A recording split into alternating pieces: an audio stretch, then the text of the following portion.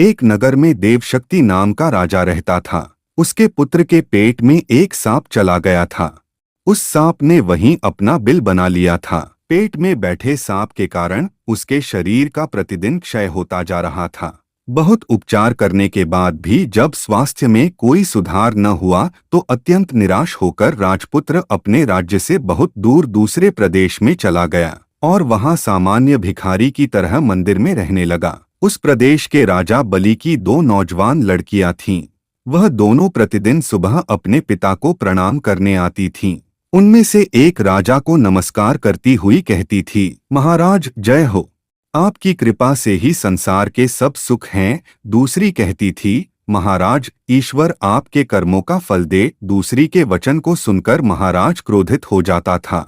एक दिन इसी क्रोधावेश में उसने मंत्री को बुलाकर आज्ञा दी, मंत्री इस कटु बोलने वाली लड़की को किसी गरीब परदेसी के हाथों में दे दो, जिससे यह अपने कर्मों का फल स्वयं चखे। मंत्रियों ने राजाज्ञा से उस लड़की का विवाह मंदिर में सामान्य भिखारी की तरह ठहरे परदेसी राजपुत्र के साथ कर दिया। राजकुमारी ने उसे ही अपना पति मानकर सेवा की। दोनों ने उस देश को छोड़ दिया। थोड़ी दूर जाने पर वे एक तालाब के किनारे ठहरे। वहां राजपुत्र को छोड़कर उसकी पत्नी पास के गांव से घी तेलन आदि सौदा लेने गई। सौदा लेकर जब वह वापस आ रही थी तब उसने देखा कि उसका पति तालाब से कुछ दूरी पर एक सांप के बिल के पास सो रहा है।